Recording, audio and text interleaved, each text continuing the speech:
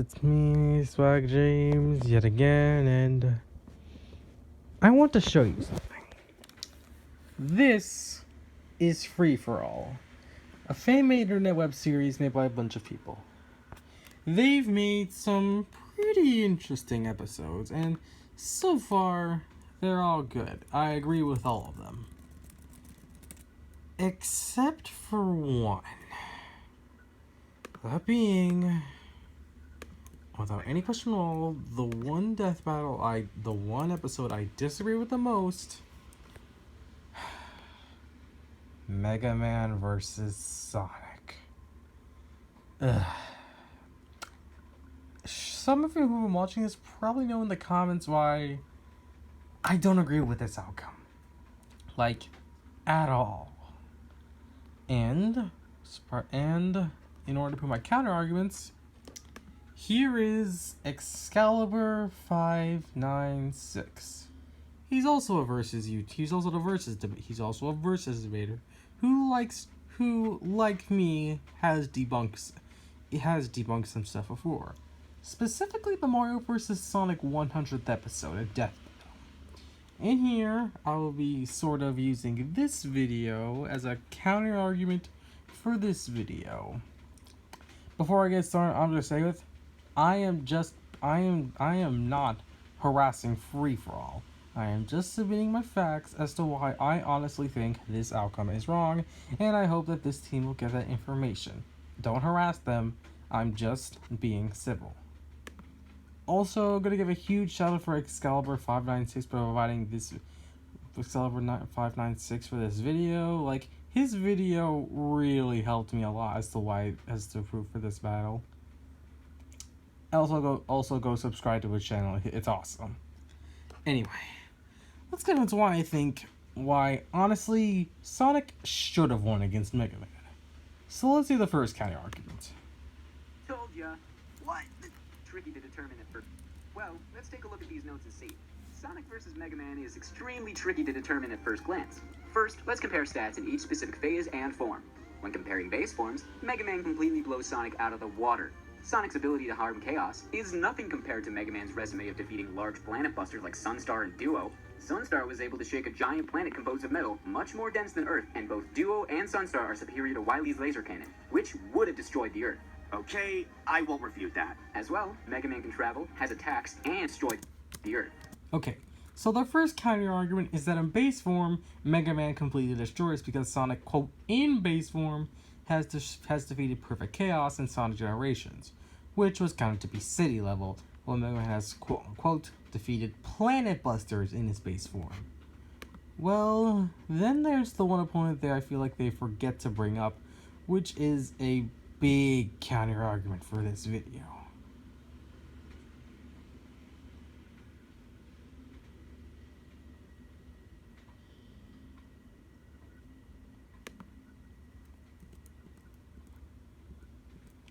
They forget to mention some of Sonic's older foes as well.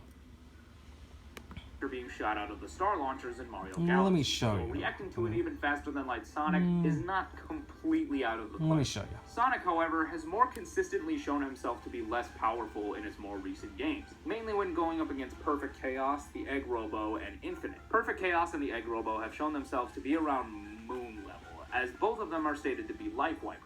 Perfect Chaos being stated by Tikal to have wiped out the Knuckles clan, who were the dominant species on the planet at the time, and the Egg Robo literally absorbing the entire Earth's life energy.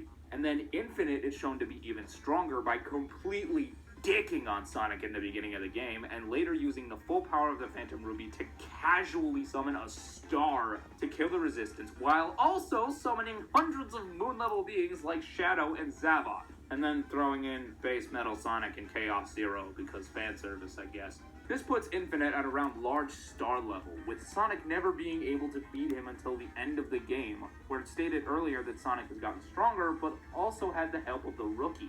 This puts Base Sonic at around star level, making him massive. So yeah, at base level, Sonic is at least star level. And in that case, while a lot of people are going to say, well, what about the Planet Busters? Well, no, that isn't what it means. In order for that to work, Sonic, and again, That's for story and gameplay reasons. That isn't actually how we really go. Besides, it's a story we're talking about. Okay, I won't refute that. Now here's the next point they made. As well, Mega Man can travel, has attacks, and can react faster than light and massively faster than light speeds, considering he can pilot rush across asteroid belts and has fought an upgraded version of himself in the form of Quint. The best thing Sonic has naturally is in the massively hypersonic tier. But wait, even Gamma calculated Sonic to travel at light speed. Yes, he did. However, it heavily contradicts what has been shown in the canon. If Sonic could truly travel at faster than light speeds, why would he need things such as the Lightspeed shoes and the Cyan Wisp? Sure, Sonic is light speed with these items, but they're temporary buffs and nowhere near Mega Man's faster than light speeds. You could argue that Sonic outran a black hole in Sonic Colors. However, this black hole barely swallowed an amusement park. And Sonic got caught in it, even more proof against FTL base Sonic. So, we can chalk up Gamma's calculation to a baseless statement. Fair enough. But what about Mega Man's limited ammo? Yeah. Okay, so the next point they made. Quote saying that Sonic is really fast, but not FTL because of the whole argument. And now, let me show you my counter. Now for the Sonic argument of the goddamn century. Sonic has yet to prove that he's faster than light in canon. Strength, but rest Sonic stroking him. You got something in you.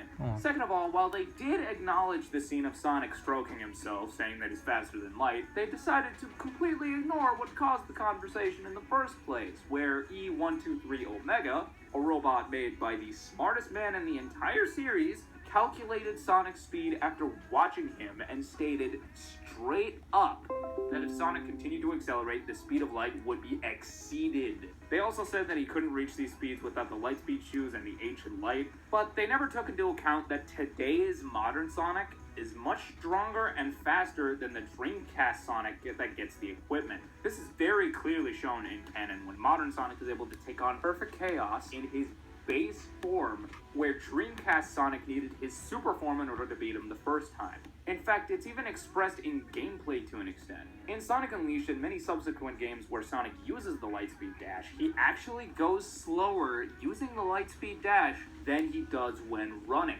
And for anyone who says it's just for gameplay reasons, back in the Dreamcast days, Sonic is actually going faster than the Lightspeed Dash than he is when running. Now, that one's a bit of a stretch, I'm willing to admit, but there's also the official statement in the 2014 Interactive Manual that adds to my point. Then they go on to use Sonic not being able to outrun a pseudo-black hole in Sonic Colors as a reason for Sonic being really fast, but not light speed. Now, while I do agree that this is not necessarily a black hole, and thus Sonic surviving it shouldn't count as a black hole level feat, but it was some type of singularity created by Hyper-Gohan energy. For those of you who may not know, in the audio files for Sonic Colors, there exists a voice clip from Eggman saying that Hyper-Gohan energy surpasses that of even the Chaos Emeralds. Now, the voice clip was never used in-game, which means the writers may have decided to change their minds, and thus this statement shouldn't be taken as true, but this makes it clear that the writers meant for Hyper-Gohan energy to be comparable to that of the Chaos Emeralds. This statement is also supported in-game when, again, Hyper-Gohan energy is what creates the black hole, but also when the Wisps stop the black hole, teleport the Wisp planets across the universe, where have I heard that before, and the fact that Nega Mother Wisp, the creator of the Wisp planets and Hyper-Gohan energy itself, is comparable to Supersonic in power. So it's kind of hard to calculate exactly how good this feat is. It could be as powerful or even more powerful than a normal fictional black hole, but either way, Sonic not being able to outrun it doesn't prove that Sonic isn't faster than light. Now, before anyone adds into the comments that he's fast enough to break time in generations, I want you to calm down a bit, as it should be noted that Eggman meant to undo his past mistakes by pulling the stages into a frozen time limbo. Sonic running through these stages isn't him going so fast that he's fixing time, it's more like he's pressing the redo button by going through the stages again, fixing the timeline. However, he does go fast enough with the Rookie and Sonic forces to break through the walls of a pocket dimension created by Infinite, a character shown to be much more powerful than Sonic. So take these facts as you will. Screw Attack then goes on to talk about Super and Hypersonic, but I'm gonna wait on that for now, because trust me, I got something to say about that. I got something to say to how they portrayed Supersonic too. So they quote say that Sonic is FTL because of that Sonic is really massively hypersonic because Omega's statement because quote it heavily contradicts himself. even though Sonic has shown several times everywhere else that he is moving faster than light. Again, like Excalibur said, Omega was built by Eggman, arguably the smartest man in the Sonic series, and he built him to be faster than light. And again, about the whole Cyan Wisp and Lightspeed shoes not being able to make him go faster, it's like he said, those are for gameplay reasons. And hell, we know Sonic is fast because, like he said before, Sonic grows stronger each and every day. Again, then there's even the black hole feat, which is technically a pseudo black hole, which is really powerful. But even then, saying hell, what do you even say about the Mega Man? Let me show you. You mean like how Sonic's Wisps and Shields have a time limit? Yeah, Mega Man has a limited arsenal, but with over 100 weapons and at his speed, he won't be running out anytime soon. But then there's the issue. Mega Man's weapons aren't as impressive as you think they are. Sure, they're powerful, but that's really all they have going for them. They're powerful, they're diverse, but there aren't really anything Sonic has did before. Fire abilities, he's faced Blaze. Electric abilities, he's faced Factories. Ice abilities, missiles, bombs, so much more. Hell, he even faced time-stopping abilities due to chaos control. Honestly, he could blitz Sonic before he resorted to his super form. Even then, I've already proved my counter-argument as to why Mega Man isn't as faster as you think. But for the sake of argument, let's take that into account. Yeah, what about Supersonic? He's been able to defeat universal threats like Elf, Lila, and Solaris. Are you serious? Supersonic is nowhere near universal. Oh, do I have a major problem with this one? So listen to this. In the case of Elf Lila, this character is only supposedly universal due to creating a universe. Impressive, until you realize this universe was extremely small and only consisted of a star. Mind you, this wouldn't even be star level because Sonic needed Shara to lend him her power to defeat Lila. But even then, while this feat isn't necessarily a bone, that still proves that this is still more impressive than anything Mega Man's done. This also contradicts Solaris, considering he needed to be amped to defeat a star level foe. But let's consider this too. Sonic needed Shadow and Silver to defeat Solaris, meaning if Solaris was universal, they'd only be multi-galaxy. Except the fact that Solaris being universal due to an extremely vague statement of him destroying timelines. We don't know how long it would take or how he would do it, shown that he more so fights in Sonic 06 using reality warping, as opposed to physical strength. So in short, the best things we can give Super Sonic, even giving him the benefit of the doubt and a full supply of rings, is planet-level strength via defeating the Egg Robo and Dark Gaia. Damn, so Sonic's still weaker. But couldn't Supersonic's invincible state help? Nope. Obviously it isn't invincible. That would be an extreme no-limits fallacy. Especially since we've seen Sonic knocked out of it both by a machine of Eggmans and Amp Knuckles. Speaking of Knuckles, his super form, which supposedly lasts for weeks, was only due to him not exerting himself whatsoever. It's very likely that super forms in the Sonic universe are based off how much the user exerts himself in a fight. And Sonic is going to have to exert himself a lot in this fight.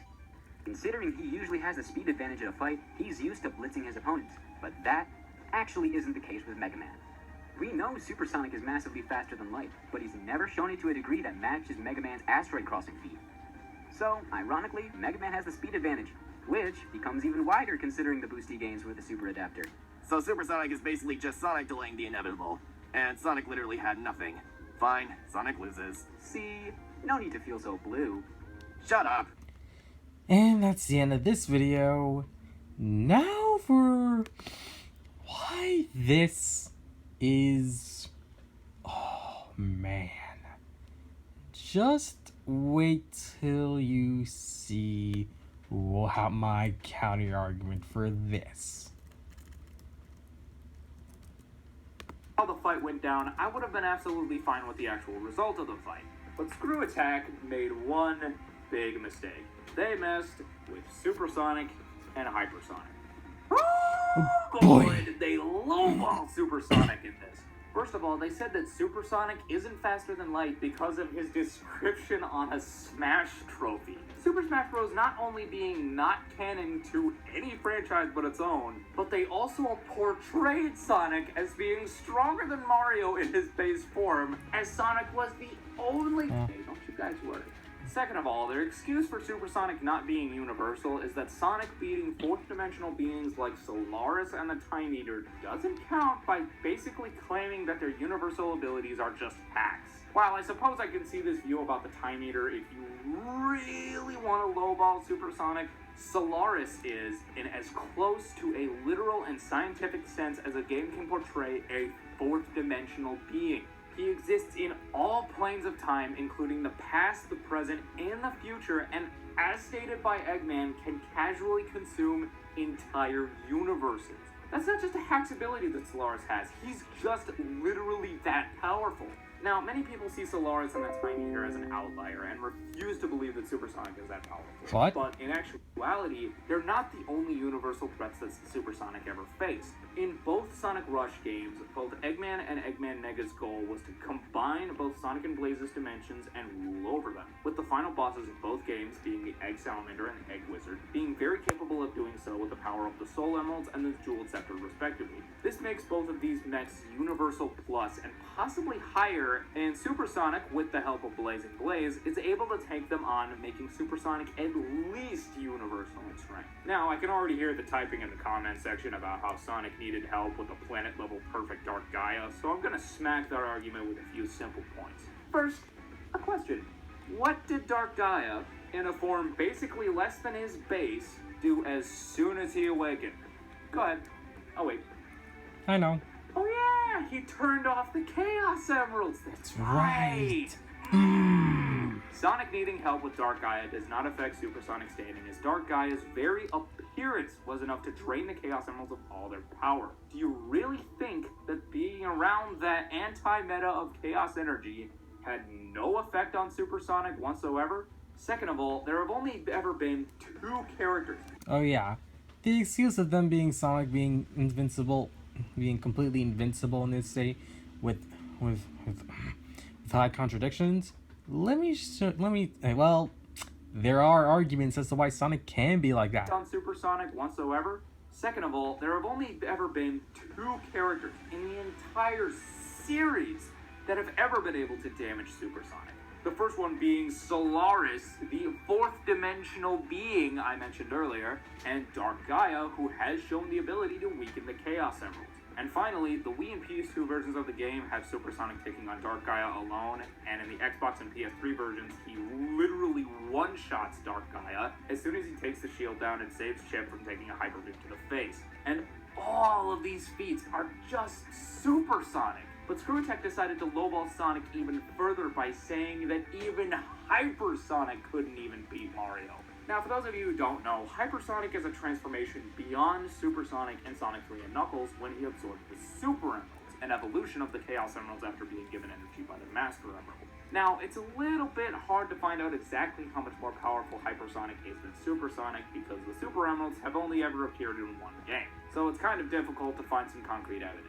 However, there is a boss in Sonic 3 and Knuckles known as Mecha Sonic who absorbs energy from the Master Emerald to transform into something akin to a super form multiple times during the fight.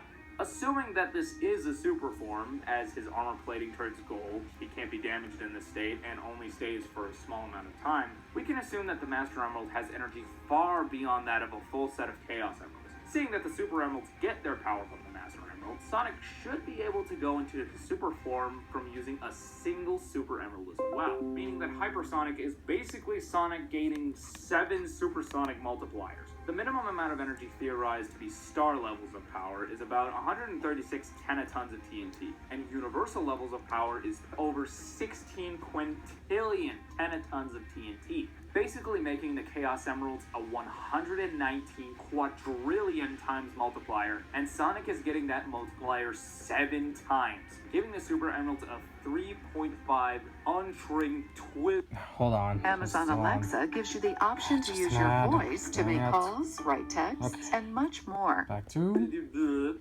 untrillion times multiplier. And this was just assuming the idea that Sonic is universal from the Sonic Rush series. And I didn't even factor Solaris into the calculation. Factoring Solaris and the Time Eater's low multiversal capabilities, it can be assumed that Hypersonic could have high 4th dimensional levels of power. Excalibur! Then there's how they portray invincibility. Mario has like this. Autumn IQ.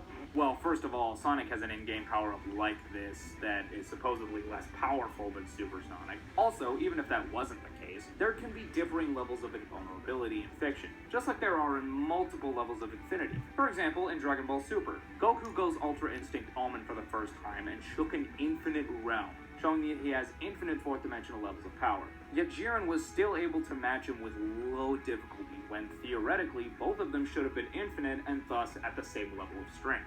So even if something says it's invulnerable, they still have to prove how invulnerable they are. And Super and Hypersonic have shown themselves to be able to withstand far more than anything Mario has when using the Superstar. Saying that either Mario or Sonic are immune to damage when using these abilities is something called a no-limits fallacy, which means you're basically saying that while the Superstar or Supersonic is active, they can survive anything that anyone can throw at him ever without any evidence to say otherwise. And that's something that sheep do. Don't be a sheep, people.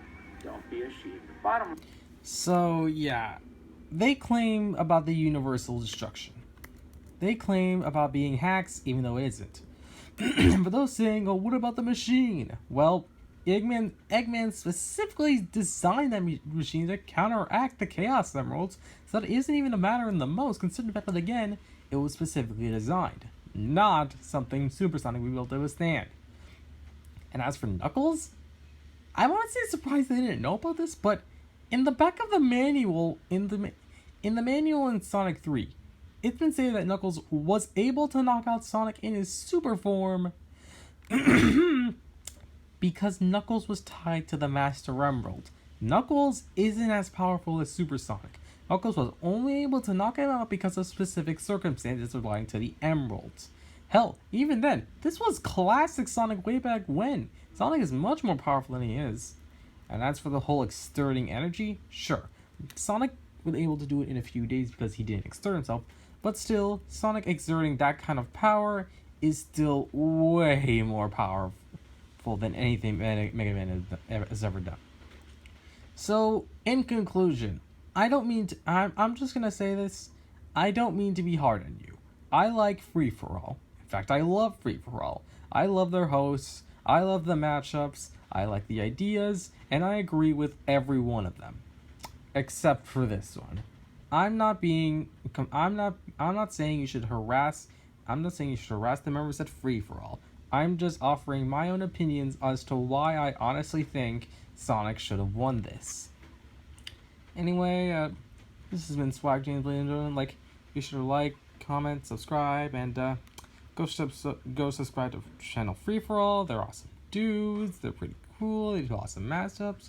Also, give a huge shout out to Excalibur596 for providing this video.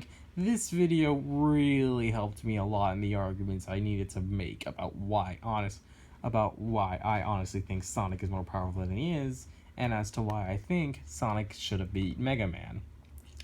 Anyway, this is Swag James signing off. See you next time, guys.